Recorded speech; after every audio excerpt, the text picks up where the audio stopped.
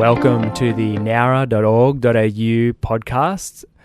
I'm your host, Barron Hanson, and we are recording live at Triple U Studios in Nowra CBD. What is the Nowra.org.au podcast? It is a series and collection of stories of the people and characters who make up the fabric of this town of Nowra. Today we have Liza Butler, who was elected the member of South Coast during the New South Wales state election on March 25, 2023. So coming up on 3 years in office. She brings years of experience as a former Shoalhaven City Councillor and a small business owner, and she's committed to helping Nowra's communities thrive. She's also an avid lover of the ocean, both in ocean conservation and swimming in it and paddleboarding. Morning, Liza. How's it going? Good morning. Great to be here, Barron. Yeah, thanks. And thanks for coming to Triple U Studios. Really awesome that we have this location in Nowra that we're able to use to record this podcast. So thanks for coming in person. We're going to get straight into it. What's the most underrated thing about Nowra that people always get wrong? I think a lot of people just drive through Nowra and they don't realise what's here and what's to offer and all the groups that are available and, some great food places, but arts groups and pottery groups and woodworking groups and you name it, theatre, local theatre. It's got something for everyone, and I think the people are the one thing that's really underrated, and how those groups bring people together. Yeah, and it's been actually a common theme that's been coming through the podcast, and even what this Nowra.org.au project is about is celebrating the people, and those people are the ones who create those community groups and actually create a community. So that's definitely been a theme that's come up so far. What is your earliest memory of this town, or how did you end up in Nowra? Look, I've always lived on the South Coast, but I've lived further, either slightly further up or further down the coast than Nowra. And so it's always just been driving through. And it wasn't until I was a councillor that I really discovered Nowra and spent time here and got to know the people and got to know, the areas of Nowra. And so I guess it was always just like everyone who goes down the coast. It's a place you drive through and you don't stop to find out what's actually here. Yeah. What drove you to be a councillor? What was that inspiration? It was probably the fires and, becoming invested in my community and wanting to stand up for people. So I was a Ward 3 councillor, so I was representing people from Sanctuary Point down to Depot Beach. So it really wasn't up this end of town. If you ask me anything about the far end of the Shoalhaven, I can tell you absolutely anything. And so it was until I was a councillor, and you do represent everyone, even though you are in a ward, you get to know everything about the area. And so that's when my love of Nowra started to grow and what it had to offer. You were forced to spend more time here. I spent an awful lot of time here as a councillor.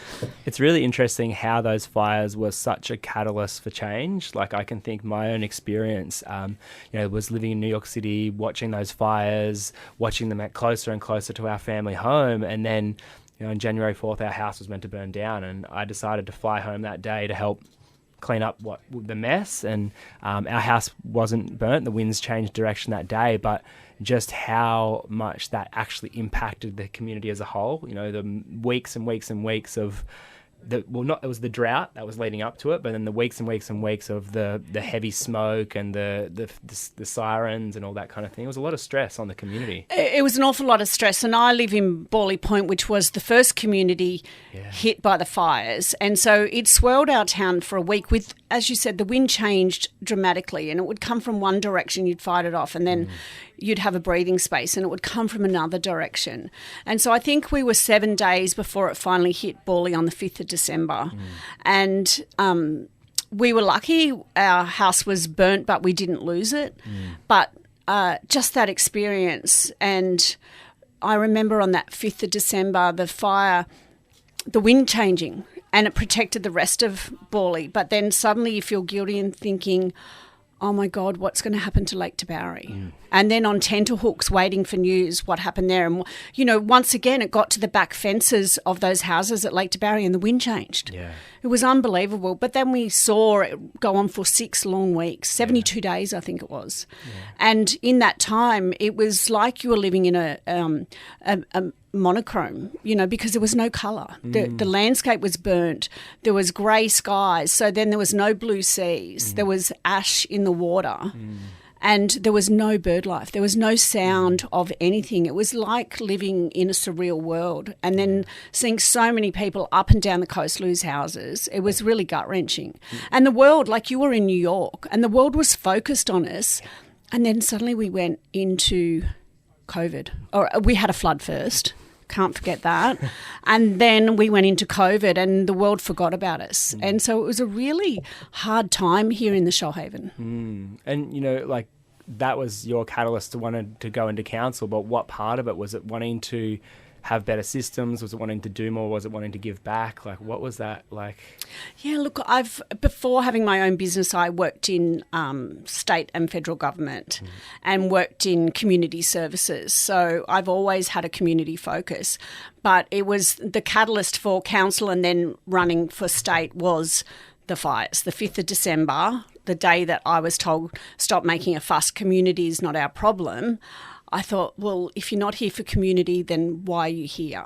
And we need to have someone at local government. I needed to test the waters and see if I could, have that public life. And I found that I really loved it. And so I put my hand up for state. But I'm totally community focused and supporting communities to be resilient and have their voice. Yeah. And I think that lived experience, and it's nice to hear a little bit more about that. Yeah, so you went from government and then you had your own businesses for a while, and then it's like, okay, I can do this. How has it been, in the lead up and running for state parliament? Because politics is a contact sport. It's not easy.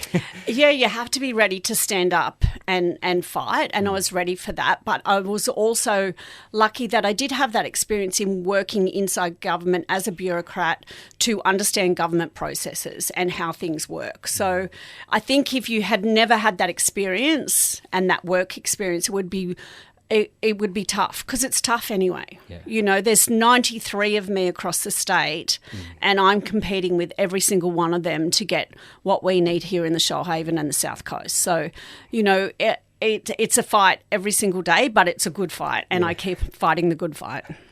Thank you. Well, I said we weren't going to get too much into politics in this conversation, and I did really want to hear about your personal story. But you've now been member for almost 3 years. How has that experience been for you? As for the last 3 years of just going to Sydney, being in state parliament, dealing with the South Coast and everything. And I believe the electorate, is it Berry to, how far does it stretch? No, it's from the bridge here in Nowra to North Durras. So it's quite a long stretch of the coastline, long, narrow stretch. Yeah, so right. I think I've got 29 towns and villages, and everyone has their, own concerns, their own issues. Some are common, some are intrinsic to that town. So it's about getting to know the town and the villages and the people in it and what they need. And so I'm out and about really 7 days a week and meeting with those people. And I guess it's the connections you make and the people that you meet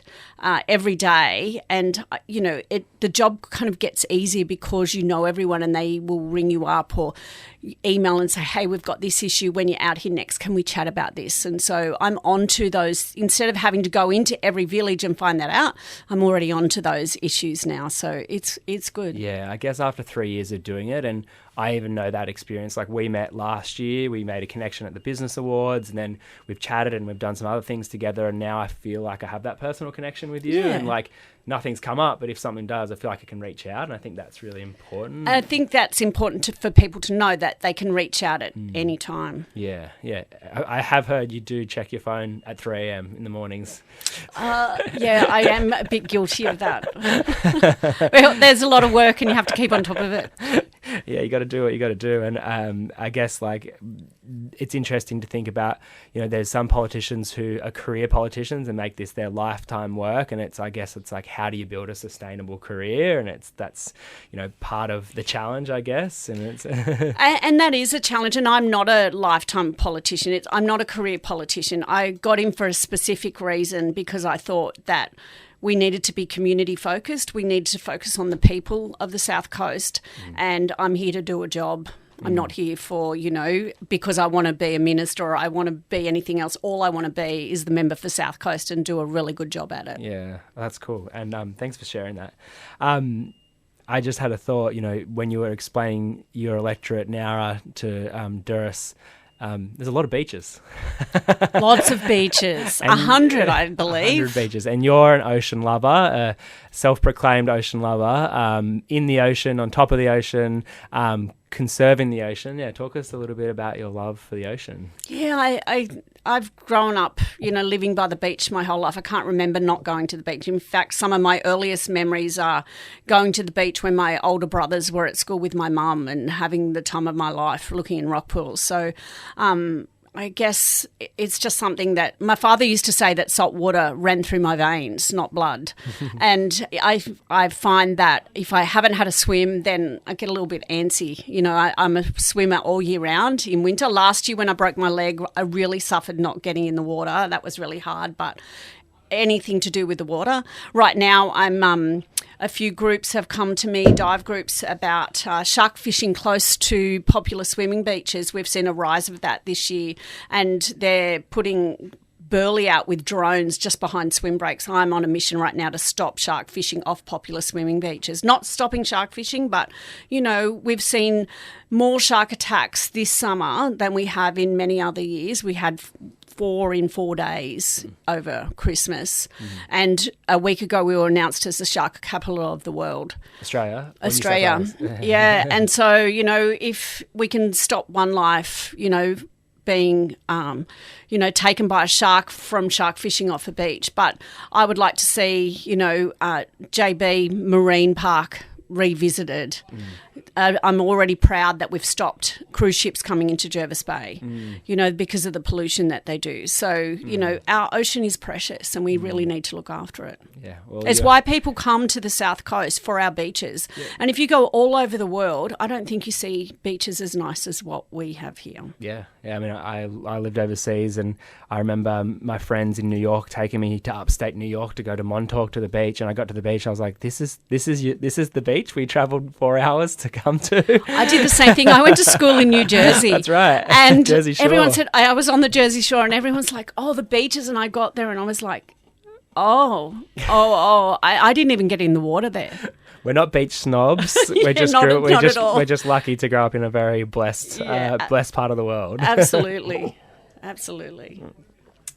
So, what are some of the challenges that are facing the South Coast electorate at the moment?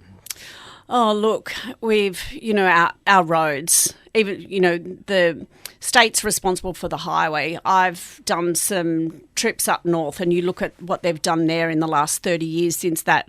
I'm old enough to remember the Grafton bus crash, which was, terrible. But since then, they've put so much money into the road up there. It's now time for the South Coast. You get just past Nowra and then we have this windy road where the road was closed just this week for hours, or last Thursday it was. We have far too many accidents. We really need money in our roads. Our schools, I'm proud to say that we've put a lot of money into our schools because they were all overcrowded and neglected.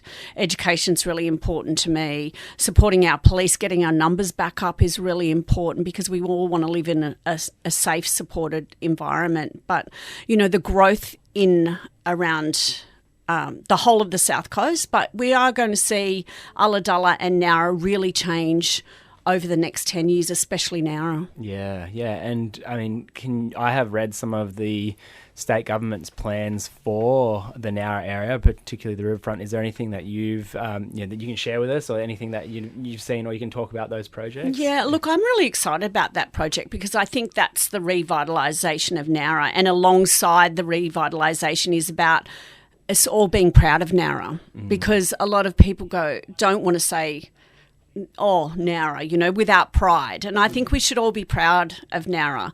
But what the revitalisation of the riverfront and the Mandalay precinct, which is the social and affordable housing, and then the council's part where they're rezoning with the help of the state government the rest of the properties around the pool area and Jervis Street. So that will change. We'll see private enterprise do some apartment buildings. We'll have beautiful linkages with the riverfront, which we don't celebrate enough and we don't make the most of. And then linking back into town. And I hope to see that the main street is revitalised, that we have that beautiful parkland and cafes and, cultural events held to make us all really want to come into Nowra and be a part of it. Yeah, and I think it actually ties in really well with the nowra.org.au project. So for those of you who don't know, it was a state government funded project. We had a 12-month training course, basically, where you had to come, and we were basically a group of passionate people from Nowra. We were volunteers, and we came, and each month they would have a different workshop of basically kind of what you were saying is like, how do you revitalise an area? There was a team from Berry, there was a team from Sussex, and so we all kind of travelled up. There's a team from Husky as well. We all travelled to these events, learnt these things, and then at the end of it, they're like, okay, now there's a grant opportunity. And for me, it was a really great process because it weeded out all the unserious people at the start. But by the time we applied for the grant, we had the skills to be able to execute on it. And it ties in so well with what is happening naturally here with Nowra, with the riverfront and the revitalisation, is that nowra.org.au can then be advocates for everything that's going on. And so we've got 120 members now, businesses and individuals who have signed up to be part of our team, I guess, to help. And so in that way, we're doing that thing where we're trying to make people feel more proud and have a brand and something that people can get behind. And, telling stories and getting people like yourself in today is part of that as well. I actually love the way that Nowra.org went about their grant and what you're actually doing, because a lot of the recipients of those grants did an event or a festival or something as part of that, whereas you're putting your money into the long-term pride and promotion of Nowra and getting grassroots. If you don't have the people who live here to be proud to say I'm from Nowra, then having a festival now and again is doesn't really solve the problem. So the way you went about the grant and what you're doing is different to everywhere else, and I really applaud that, and I'm really proud of it, and I'm proud to be a part of it. I'm looking forward to doing some sessions with the youth centre here in Nowra and helping them all make I Love Nowra t-shirts, and let's start it young, grassroots, and get our kids to be proud of Nowra and be proud to say I am from Nowra. And let's all celebrate Nowra and its surrounds. Yeah, and I think that too, changing the narrative, and I think grassroots is so important. I think of my own experience growing up in Nowra, going to Nowra High, I had a pretty negative attitude towards Nowra, and as soon as I could, I left. That was my story, and part of me coming back was to try and rewrite that a little bit. And I realised just how abundantly beautiful this place is and how authentic the people are. And so, it takes some maturity to probably realise that. And I think if we can share those stories or remind kids that, hey, it's actually, you've got it pretty good here, then we're doing a good job. So thank you for that.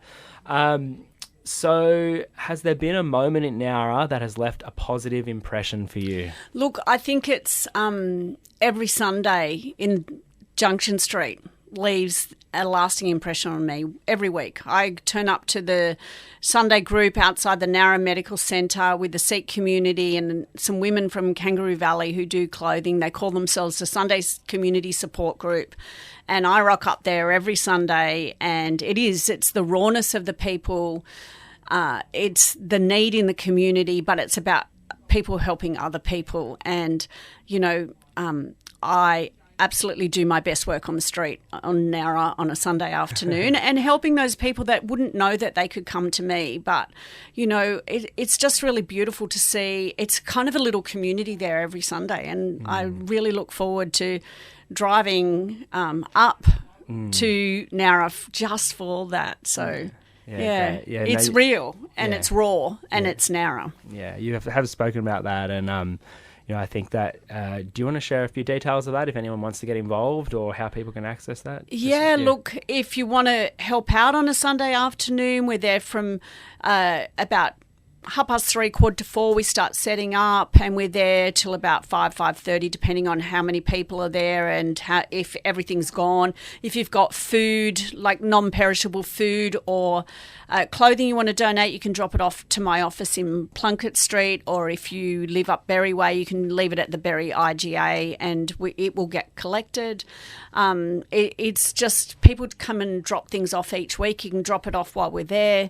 It's really beautiful to see, and it's a lovely group of community, and the Sikh community are so generous they cook between 150 to 200 hot meals every week.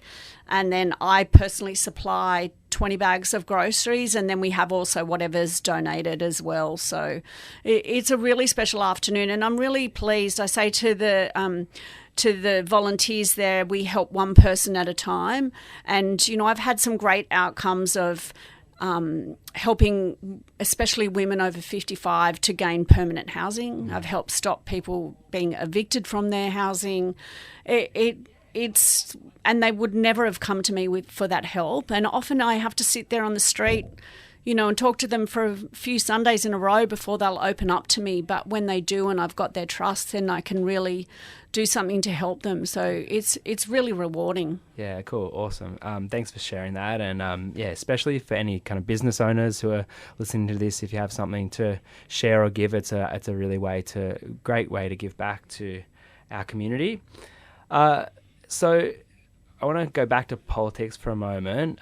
If there was someone who was interested in starting out at politics, and it's not me, but asking for a friend, what would be your advice of going in to join council and or run, for state government? What's the experience like, and do you have any tips for anyone who might want to do that? Yeah, look, join a community group if you're already in one. You know what volunteering is about, because you do volunteer a lot of your time, and be committed. If you can't commit to something, then don't do it, because your life is consumed. So when I was on council, I was a business owner, and so that was a huge juggle. But you have to go to events, you have to go to meetings, you have to go to community things. Now that I'm an MP and I no longer have a business, my job is 7 days a week. And if you're not committed to doing that time, to all those MPs with children, I take my hat off, because it must be an absolute juggle, because it's not an easy job, and you can never please absolutely everybody. You've just got to do the best you can, but you must be committed and try to understand the process of government, because if you just ran without understanding what the processes are and how government works, it would be very, very hard for you. But starting on council is a really great way, because you can tread the water on being in public life, because your life is quite public and whatever you say is reported on. So if you can handle that, and you have to get a bit of a tough shell, but then it's also, are you committed to the time, and are you committed to serve the people of your community? Because I'm a public servant and I'm there to help everybody in the community. No matter who they vote for, I am there for them. Yeah. You have children. I have 5 children, but they're adults. They didn't sign up for public life. I did. And I think it would be very hard if you had younger children, because of the time and the time you're away from home and the time you are committed to doing your job. Yeah. It's 3 full-time jobs. Yeah, I've met 2 of your children. They're lovely, lovely humans. Okay, so what do you hope Nowra feels like in 10 years? I hope that the people that live here are proud to say that I'm from Nowra. I hope that we have a connected community and a great arts community and cultural community, because I think they bring a lot to wherever we live. I would love to see the riverfront really celebrated and beautiful linkages into our town. I'd like to see it vibrant. I'd like to see, music festivals day as well as night. I would like to see lovely restaurants here in Nowra, and I think that will happen in 10 years, and I can't wait to see it. Great. Yeah, and I think one of the projects that we're working on at nowra.org.au is that we're working on basically a showcase of opportunities. It's called Opportunity Nowra, and we're going to invite entrepreneurs, businesses, restaurant owners who may want to franchise and move, open a second or third location. We're showing the available spaces, and we're showing how they can land in a business community like we have and support that. So we're doing that to really encourage and show off. We're like we're going to advertise the spots and then try and get those people, because that's what we need. Is we need entrepreneurs, we need business people who have skin in the game to develop those things, those businesses, and those fill the spaces at the river as well. So yeah. Who is one person whose story you'd love to hear on this podcast? Dr. Gurdeep Singh Bagari, who has the medical centre in Nowra, who opens it up on a Sunday afternoon for the community support group. People can walk into that surgery without a Medicare card if they're on a student visa, or if they're on a temporary visa and they don't have the money. He will see them for free. He supports the Sikh community to do what they do for our wider community. And I'd love to hear his story and how he came to Australia and why he does what he does for the Nowra community and the most disadvantaged in our community. Because I think that when you lift up the most disadvantaged people in a community, you help absolutely everybody in a community. And I'd love to hear what he has to say. Yeah, awesome. All right, season 2 coming at you. Any asks of the people of Nowra? Be proud of Nowra. Get involved in things in Nowra. Support events in Nowra, because if we don't support the events, if we don't come out for them, then we won't have them, and Nowra won't grow into something that we all love and want to be a part of. Yeah, couldn't agree more. All right. Thanks so much for coming in. Thanks for having me. Yeah, pleasure. Thanks Triple U for having us here at your lovely studio, and we'll see you next episode. Thank you for listening to the Nowra.org.au podcast. I'm your host, Barron Hanson. We're recording in Triple U Studios in Nowra CBD. It's a community radio station. Our producer here is Paul Murphy. Nowra.org.au is funded by the New South Wales Government Uptown Accelerator Program. If you'd like more information, visit Nowra.org.au or follow us on socials, subscribe to the mailing list. See you next time.